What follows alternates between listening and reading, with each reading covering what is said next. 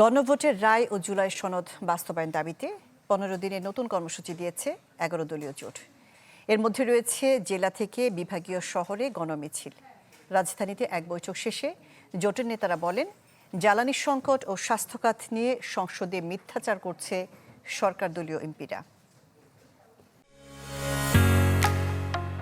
ঢালাইয়ের সেরা premier cement. গণভোটের রায় বাস্তবায়ন সহ সমসাময়িক রাজনৈতিক বিষয়ে করণীয় নির্ধারণে রাজধানীর মগবাজারে 11 দলের শীর্ষ নেতাদের বৈঠক। পরে সংবাদ সম্মেলনে নির্বাচনী এই জোটের মুখপাত্রের অভিযোগ, গণঅভ্যুত্থান পরবর্তী বাংলাদেশের স্বপ্ন ভঙ্গ করেছে বর্তমান সরকার। বলেন, গণভোটের গণরায় বাস্তবায়নে আন্দোলনের বিকল্প নেই।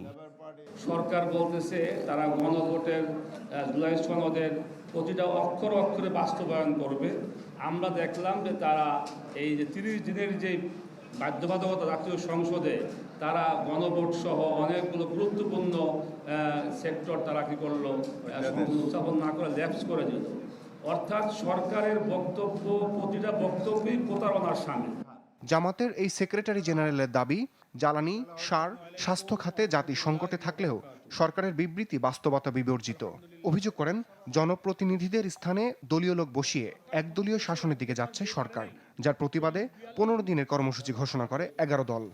1-1.5 মাসের মধ্যে একটা ফ্যাসিবাদী স্টাইলে যার বিরুদ্ধে এতকাল ওনারাই বক্তব্য রেখেছেন, আমরা রেখেছি, সেই কাজ নিজেরাই শুরু করেছে। ঢাকার বাইরের সকল বিভাগীয় শহরে 25শে এপ্রিল শনিবার গণমিছিল হবে 11 দলের উদ্যোগে। 2রা মে সেদিনও শনিবার প্রত্যেকটি জেলা হেডকোয়ার্টারে জেলা 11 দলের উদ্যোগে বিশাল বিশাল গণমিছিল জেলা সদরে অনুষ্ঠিত হবে ইনশাআল্লাহ।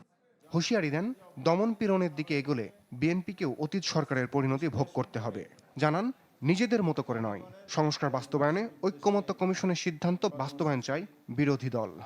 জনগণের ট্যাক্সের টাকা পয়সায় কেনা লাঠি, অস্ত্র, বন্দুক আর বাহিনী দিয়ে যদি জনগণের আন্দোলনকে আবার মোকাবেলা করার সিদ্ধান্ত বা পলিসি তারা গ্রহণ করেন, তাহলে কি পরিমাণ ভুল করবেন সেটা 24শে জুলাই অভ্যুত্থানের আন্দোলন থেকে তাদেরকে আমি শিক্ষা নিতে বলব। রমিস হুসাইন, চ্যানেল 24, ঢাকা।